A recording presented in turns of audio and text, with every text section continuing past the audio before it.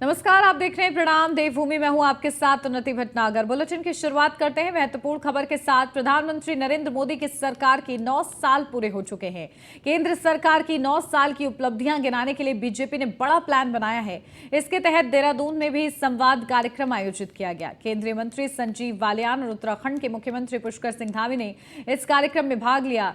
इस कार्यक्रम में बीजेपी के बड़े नेता भी मौजूद रहे। इस मौके पर मुख्यमंत्री पुष्कर सिंह धामी ने केंद्र सरकार की 9 साल की और राज्य सरकार की पिछले 7 वर्षों की उपलब्धियां और जन विकास कार्य योजनाओं के बारे में जानकारी दी। मुख्यमंत्री ने कहा कि प्रधानमंत्री नरेंद्र मोदी एक कर्मयोगी की तरह काम कर रहे हैं। उनके 9 साल आजादी के सभी सालों पर भारी हैं।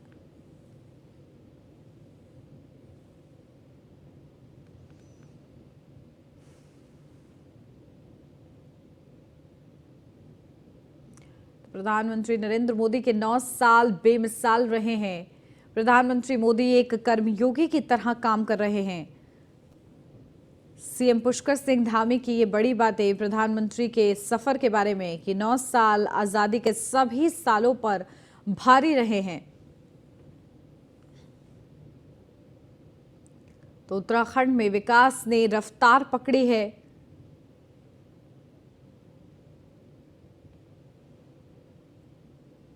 देश दुनिया में प्रधानमंत्री ने भारत का मान बढ़ाया है।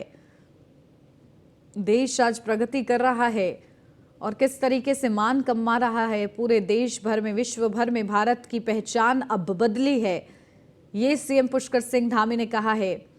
इसी के साथ आतंकवाद की घटनाओं पर रोक लगी है, ये एक बड़ी उपलब्धि है प्रधानमंत्री नरेंद्र मोदी के सफर से जुड़ी हुई।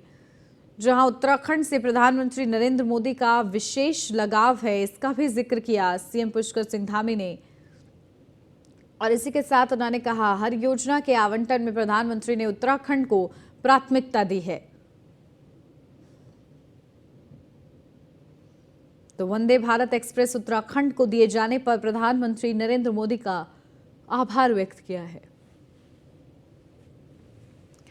तो विकास के 9 रत्न भी हमें मिले हैं, इससे विकास की उड़ान और तेज होगी। सीएम धामी की ये बड़ी बातें आपको बता रहे हैं। केदारनाथ धाम का पुनः निर्माण कार्य दिसंबर तक पूरा हो जाएगा। तो देवभूमि में हेमकुंड साहिब की यात्रा अब आसान होगी।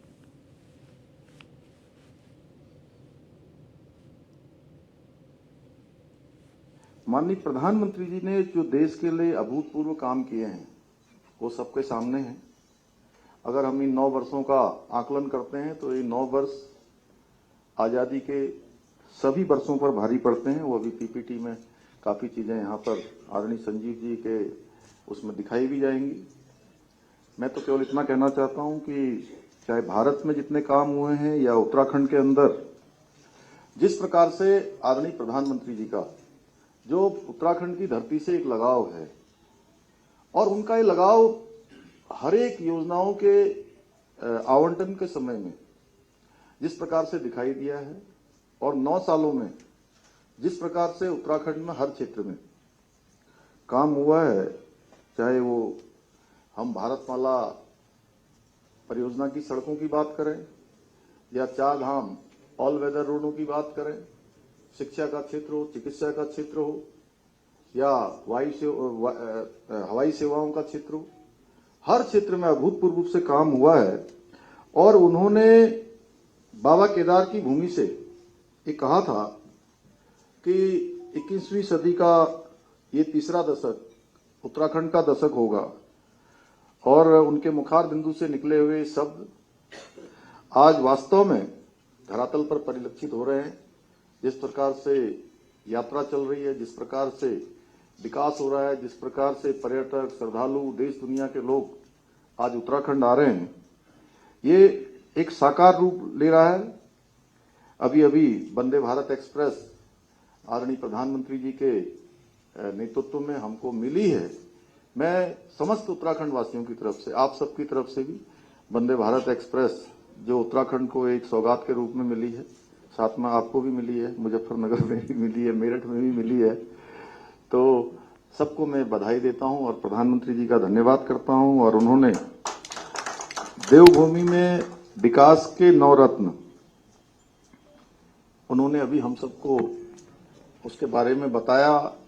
9 रत्न जिस प्रकार से यहाँ पर उत्तराखंड को मिले हैं, उन 9 रत्नों के मिलने से निश्चित रूप से उत्तराखंड विकास की उड़ान को और तेजी से भरेगा। पहला रत्न है केदारनाथ बद्रीनाथ धाम में, दोनों पर ही मास्टर प्लान, बद्रीनाथ में मास्टर प्लान और केदारनाथ जी में जो 2013 की आपदा के बाद, आप सबको याद होगा कि 2013 की आपदा के बाद किस प्रकार से वो पूरा परिसर बाबा केदार का क्षतिग्रस्त हो गया था। हम अगर थोड़ा सा आगे जाएं, क्योंकि कहते हुए बहुत आसान लगता है कि ये 1300 करोड़ की योजनाएं आ गई, 1300 करोड़ रुपया आ गया, लेकिन हम थोड़ा अगर उसका स्मरण करेंगे तो हमको भली भांति ये महसूस होगा कि वास्तव में ये काम बहुत कठिन था और इस कठिन काम को भी कम समय में पूरा करने का लक्ष्य लिया। जहां पर 6 महीने ही कुल काम हो पाता है, 6 महीने काम नहीं होता है क्योंकि बर्फ पड़ जाती है, और जो मजदूर वहां पर मजदूर भाई काम करते हैं उनके लिए भी बहुत कठिन होता है कि कई बार 1 महीने 2 महीने काम करने के बाद तबियत खराब होने लगती है। लेकिन इस विषम भौगोलिक परिस्थिति में भी तेजी से काम हो रहा है और बद्रीनाथ का मास्टर प्लान और केदारनाथ का पुनर्निर्माण का कार्य हमने लक्ष्य लिया है आदरणीय प्रधानमंत्री जी के मार्गदर्शन में कि हम इस वर्ष के दिसंबर माह तक इस कार्य को संपूर्ण रूप से पूरा कर लें। प्रधानमंत्री नरेंद्र मोदी के 9 साल के कार्यकाल को लेकर कांग्रेस ने 9 सवाल पूछने का काम किया है, जिस पर बीजेपी प्रदेश अध्यक्ष महेंद्र भट्ट ने पलटवार किया है।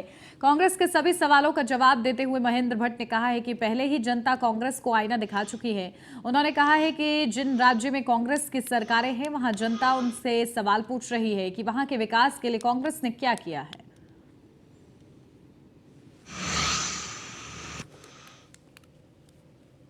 9 के 9 सवालों में कांग्रेस घिरी हुई है और जिन राज्यों में उनकी सरकारें हैं आज जनता उनसे पूछ रही है वो किस स्थान पर खड़े हैं। मैं कह सकता हूं जिस प्रकार से लोकतंत्र के सारे मापदंडों को कांग्रेस तोड़ती जा रही है। आज जहां लोकसभा के मंदिर का विधिवत लोकार्पण हुआ है, अनेकों जो कांग्रेस के सांसद हैं, उनके जो नेता हैं, उसका बहिष्कार कर रहे हैं। जिनका लोकतंत्र में विश्वास नहीं है उनको प्रश्न पूछने का भी अधिकार। केंद्र में बीजेपी सरकार के 9 साल पूरे होने पर कालाढूंगी में बीजेपी विधानसभा कार्य समिति की बैठक का आयोजन हुआ, जिसमें कालाढूंगी विधानसभा के सभी मंडलों के पदाधिकारी और कार्यकर्ता उपस्थित रहे। बैठक में मुख्य अतिथि भाजपा प्रदेश महामंत्री राजेंद्र सिंह भिष्ट और विशिष्ट अतिथि कालाढूंगी विधायक बंशीधर भगत ने कार्यकर्ताओं को संबोधित किया और सरकार की 9 साल की उपलब्धियों को जनता तक पहुंचाने के लिए 30 मई से 30 जून तक चलने वाले महासंपर्क अभियान की जानकारी दी।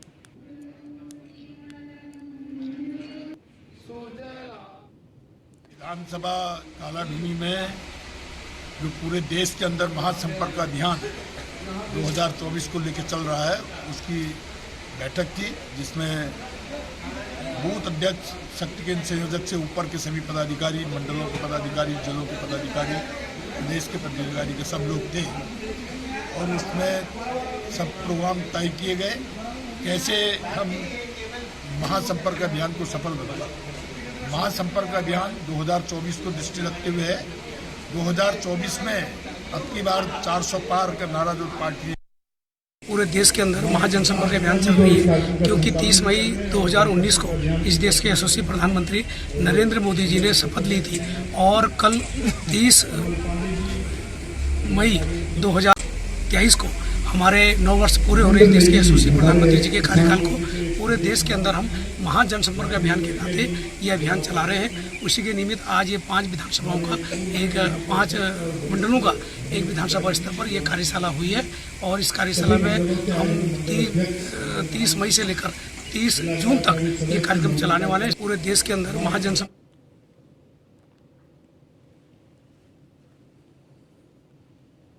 नरेंद्रनगर में G20 की दूसरी बैठक संपन्न हो गई है। इसके बाद विदेशी मेहमानों ने नरेंद्रनगर के ओड़ी गांव का भ्रमण किया है। ओड़ी गांव में कुछ घंटे बिताने के बाद विदेशी मेहमानों का प्रतिनिधिमंडल वापस लौट गया। इस दौरान जॉलीग्रांट एयरपोर्ट पर विदेशी मेहमानों को भव्य विदाई दी गई। देहरादून जिलाधिकारी सोनिका ने सभी G20 के प्रतिनिधिमंडल दल के सदस्यों का जनपद में आने के लिए आभार जताया। उन्होंने एयरपोर्ट पर विदेशी मेहमानों को विदाई दी। सारे होंगे, या तो वो भी होंगे, ये भी होंगे, नहीं तो ये भी नहीं होगा। और जिस तरह से कोर्ट जाने का ये खतरनाक खेल हमारे 10% आरक्षण जो गाँव है कोर्ट। देहरादून से अब खबर राजाजी टाइगर रिजर्व में मौज मस्ती। जहां कांसरो जोन में प्राइवेट कार से पहुंचे कुछ लोग कांसरो गेस्ट हाउस में मनाई बियर पार्टी।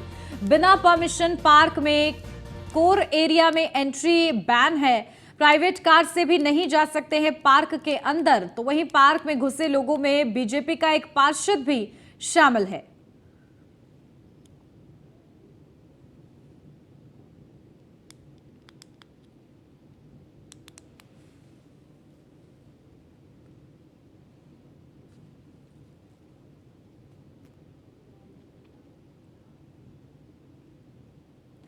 सिदारगंज के शक्ति फार्म से सिडकुल जाने वाले मार्ग पर पुल से कार टकराने पर बड़ा हादसा हो गया। इस हादसे में 2 लोगों की मौत हो गई, जबकि ग्रामीणों की सूचना पर 2 गंभीर घायलों को सीएचसी सितारगंज लाया गया, जहां से दोनों को डॉक्टरों ने हायर सेंटर रेफर कर दिया। कार में 4 लोग सवार थे।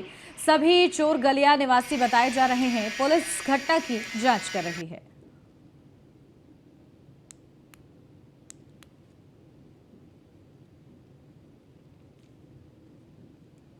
देहरादून से 25 किलोमीटर दूर मसूरी धनौल्टी मोटरमार्ग पर कपलानी के निकट एक बाइक सवार युवक फोटो खिंचवाने के दौरान करीब 700 मीटर गहरी खाई में जा गिरा। हादसे में युवक की मौत हो गई। युवक शुभम रावत रुद्रप्रयाग का रहने वाला था और इलाज के लिए देहरादून अपनी बुआ के घर आया था। मृतक अपने दोस्त के साथ बाइक पर सवार होकर मसूरी और धनौल्टी घूमने निकला था।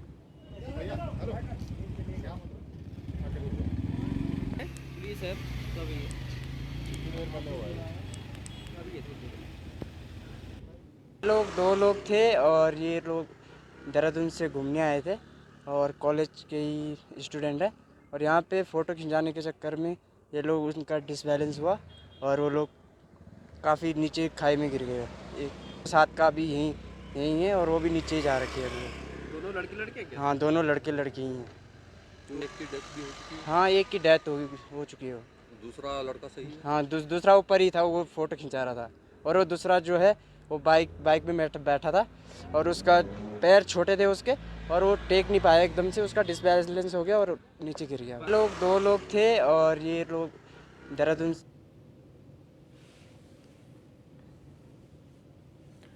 जसपुर कोतवाली क्षेत्र के पतरामपुर से अतिक्रमण पर प्रशासन का बुलडोजर फिर से चला है। सोमवार को पतरामपुर में सरकारी रास्ते से अवैध अतिक्रमण को हटाया गया। उप जिलाधिकारी जसपुर के नेतृत्व अतिक्रमण हटाने की कार्रवाई की गई। इस मौके पर भारी पुलिस फोर्स तैनात रहा। प्रशासन का कहना है कि आगे भी सरकारी भूमि से अवैध अतिक्रमण हटाने के खिलाफ कार्रवाई जारी रहेगी। कार्रवाई चल रही है, ये पतरामपुर में चल रही है। तो इसमें हम लोगों ने 29 लोगों को यहाँ पर नोटिस दिया हुआ था, जिसमें कि 29 से ज़्यादा स्ट्रक्चर आ रहे हैं जो अतिक्रमण की जद में हैं। यहाँ पर सरकारी अभिलेखों में जो रास्ते हैं, जो खाद के गड्ढे हैं, उसमें अतिक्रमण किया गया है। तो उसी के इसमें यहाँ पर कार्रवाई चल रही है। हाँ, ये लगातार ये कार्रवाई चल रही है, क्योंकि शासनादेश है कि जो भी सरकारी भूमि पर अतिक्रमण है उसे लिया जाएगा। और ये माननीय मुख्यमंत्री जी की महत्वपूर्ण अगर ये कहें तो उनका प्रोजेक्ट चल रहा है, जिसमें कि हमारी जितनी भी सरकारी भूमि है वापस ये सरकार में मिलाई जाएगी। तो उसी के तहत ये कार्रवाई लगातार ही जारी रहेगी।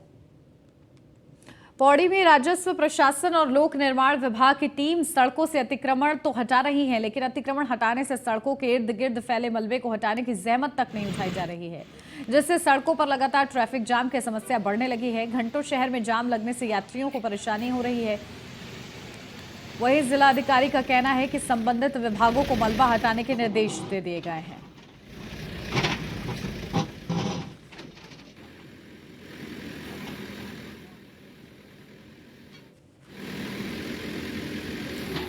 इंक्रोचमेंट डिमोलिशन एक्टिविटीज़ हमारे यहाँ हो रही है और आपने जब ये प्रकरण मेरे संज्ञान में डाला है तो इस पे कंसर्निंग एसडीएम और तहसीलदार और हमारे ईओ नगर पालिका को निर्देशित किया जा रहा है कि वो अकॉर्डिंगली तुरंत जो मलबा है उसे हटाएं और जो एक्सेस है या ट्रैफिक के लिए जो भी फैसिलिटीज़ क्रिएट की जानी वो। उत्तराखंड के पशुपालन मंत्री सौरभ बहुगुणा ने सितारगंज में बंग भवन का शिलान्यास किया। करीब 1.5 करोड़ की लागत से बंग भवन का निर्माण होगा। दरअसल कैबिनेट मंत्री सौरभ बहुगुणा के पिता और उत्तराखंड के पूर्व मुख्यमंत्री विजय बहुगुणा ने बंगाली समुदाय के लोगों से बंग भवन बनाने का वादा किया था। करीब 9 साल बाद उनके बेटे सौरभ बहुगुणा ने पिता के वादे को पूरा किया है। बहुत पुरानी डिमांड थी क्षेत्र की कि ये शक्ति फार्म क्षेत्र जो है वो ज़्यादातर शक्ति फार्म में बंगाली समाज के लोग यहाँ पर बसते हैं और यहाँ पर उनकी एक बहुत पुरानी डिमांड थी पिताजी के टाइम से कि एक बंग भवन यहाँ बनना चाहिए। तो हमने इस बार स्वीकृति कराई। सरकार ने पुष्कर सिंह धामी जी का बहुत बहुत धन्यवाद करूँगा कि उन्होंने मेरे आह्वान पे इसको स्वीकृत किया। 1,52,00,000 रुपये का ये पूरा भवन बनेगा। इसको हमने स्वर्गीय हमारे पूर्व नगर पंचायत चेयरमैन जो थे हमारे सुकांत ब्रह्म जी, उनकी स्मृति पे हमने बंग भवन का नाम दिया है और कोशिश यही करूँगा कि जो हमारी बंगाली समाज की संस्कृति है, जो हमारे बंगाली समाज का जो हमारी तरीका है, उसी तरीके से बंग भवन बने। एक अच्छी यहाँ पर संस्कृति का किया जाए। हमारे जो बंगाली समाज के लोग हैं, जो गरीब लोग हैं, जो बहुत सक्षम लोग नहीं हैं, उनके लिए एक बहुत अच्छी जगह होगी क्योंकि शादी ब्याह करने के लिए भी काम आएगा। बहुत उत्तराखंड मौसम विभाग ने 29 मई से 1 जून तक प्रदेश में हल्की बारिश के साथ ओलावृष्टि की संभावना जताई है। मौसम विभाग के निदेशक विक्रम सिंह का कहना है कि 31 मई को प्रदेश में ज्यादातर हिस्सों में बारिश की संभावना बनी हुई है। मौसम विभाग के निदेशक विक्रम सिंह ने आम लोगों के साथ यात्रियों के लिए अलर्ट जारी किया है। विक्रम सिंह के मुताबिक तेज हवाओं के चलने के कारण पहाड़ों से पत्थर गिरने और पेड़ों के गिरने का खतरा बना हुआ है, इसलिए सावधानी बनाए रखें। उत्तराखंड के लिए मौसम की बात करें, आज 29 तारीख मई की हो गई है। तो अभी जो मौसम है आज से बोला गया था कि जो बदलेगा फिर से, तो आज आप ये शाम रात से देखेंगे जो एक्टिविटी वो बढ़ने वाली है प्रदेश में रेन थंडरस्टॉर्म की। और जो बारिश की बात करें तो हल्की से मध्यम तक की वर्षा भी जो वो मिलेगी। तो 29, 30 और 1 तारीख तक अगर बात करें तो हल्की से मध्यम अनेक जगहों तक में जो है पहाड़ों में और कुछ जगहों तक में जो है मैदानी क्षेत्रों में आप कह सकते हैं कि जो रेन थंडरस्टॉर्म एक्टिविटी वो मिलने वाली है। लेकिन 31 तारीख को बात करें तो उस दिन जो एक्टिविटी थोड़ी ज़्यादा रहेगी, पीक रहेगा उस दिन एक्टिविटी का, और ज़्यादातर जगहों में हल्की से मध्यम बारिश और रेन थंडरस्टॉर्म एक्टिविटी वो मिलने वाली है, दिखने वाली है 31 तारीख को। तो 29 से लेके 1 तारीख तक जो एक्टिविटीज़ है वो प्रदेश में है। उत्तराखंड में मौसम विभाग की ऑरेंज अलर्ट की भविष्यवाणी सच साबित हुई है। अल्मोड़ा जिले में अचानक तेज हवाओं के साथ जमकर बारिश हुई। बारिश के साथ ओले गिरने से तापमान में गिरावट दर्ज की गई है।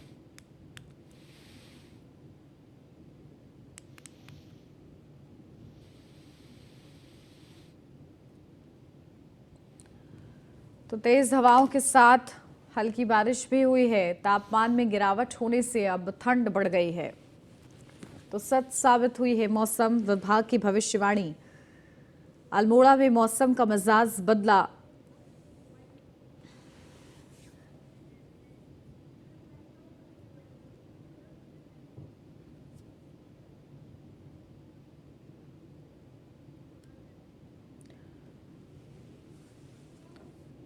तो अल्मोड़ा में मौसम विभाग की भविष्यवाणी सच साबित हुई है, जहां अल्मोड़ा में मौसम का मिजाज बदला है और मौसम विभाग के पूर्वानुमान के अनुसार ही हल्की बारिश हुई है। तेज हवाओं के साथ बारिश दर्ज की गई है, जिसके चलते तापमान में गिरावट हुई है और ठंड बढ़ गई है।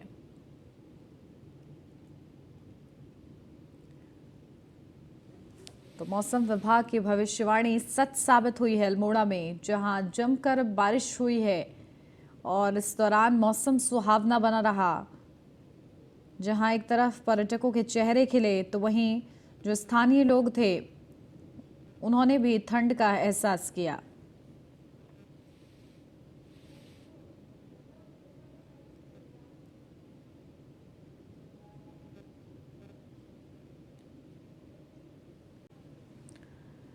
तो तेज हवाओं के साथ जमकर बारिश हुई है।